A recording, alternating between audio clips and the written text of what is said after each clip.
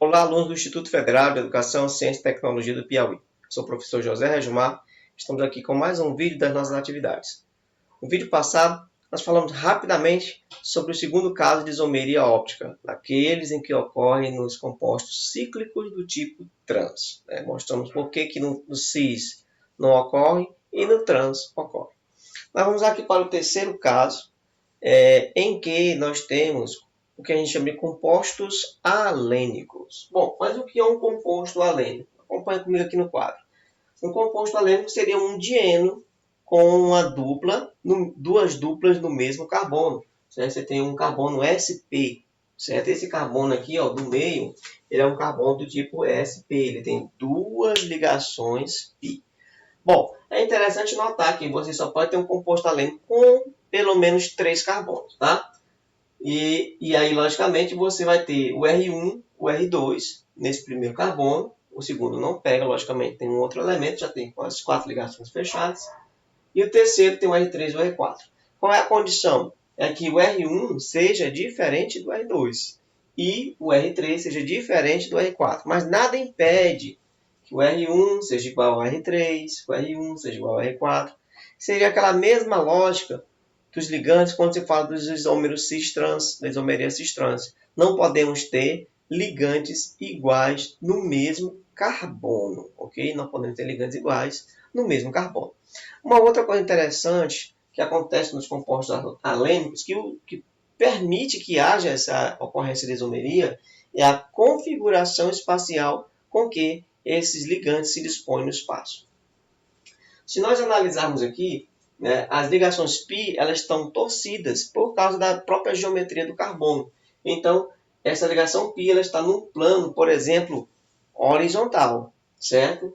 Por consequência, os seus ligantes vão formar aqui um ângulo de 120 graus também na horizontal. Enquanto que a outra ligação π, do lado oposto do carbono, está na vertical. Logo, os seus ligantes do lado oposto também estarão na vertical.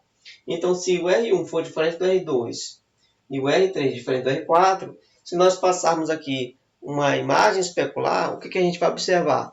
Que os ligantes não se sobrepõem em questões de posição espacial, certo? Porque eles vão estar em planos diferentes.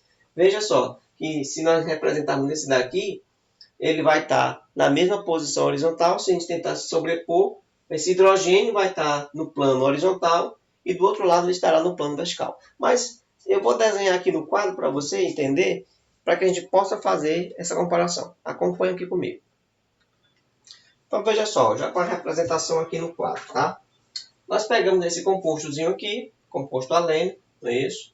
E veja que esse primeiro grupo R1, R2 está no plano vertical, certo? Enquanto que esses dois últimos ligantes estão no plano horizontal.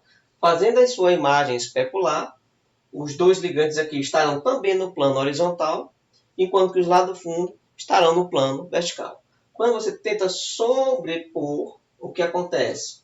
Esse hidrogênio que está no plano horizontal não encontra o outro hidrogênio que está no plano vertical. Não tem como se encontrar. Enquanto que essa hidroxila também está no plano horizontal, ela não encontra essa hidroxila que está no plano vertical.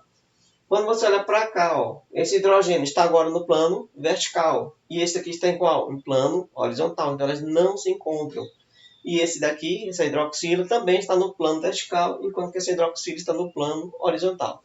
Então veja que nos compostos alênicos, você consegue ali produzir um par de enantiomorfos, ok? Um par de enantiomorfos, e isso é uma consequência natural de que ali há isomeria óptica, ou seja, há um destrógeno, há um levógeno. E isso se deve, essa diferença, justamente no posicionamento espacial dos ligantes, enquanto que um determinado grupo está no plano horizontal, o outro vai estar no plano vertical. Bom, pessoal, então, o conteúdo principal, as informações principais aqui para a gente discutir essa parte da isomeria óptica, foram esses. Nós falamos justamente dos conceitos básicos da isomeria óptica, falamos dos conceitos de enantiomorfo, diásteres isômeros, falamos do conceito de carbono quiral, que é carbono assimétrico, falamos também do caso da isomeria em cadeias cíclicas do tipo trans, e fechamos aqui com esse último vídeo, mostrando aqui como é que funciona os compostos alênicos. Então, o que você precisa saber? Que um composto alênico, se ele obedecer às condições do R1 ser diferente do R2 e o R3 diferente do R4, ele vai apresentar ali o seu enantiomorfo. Certo, pessoal? Então, a gente encerra aqui essa parte do conteúdo com vocês. Acompanhe a gente aí nos próximos vídeos. Boa sorte e bom estudo!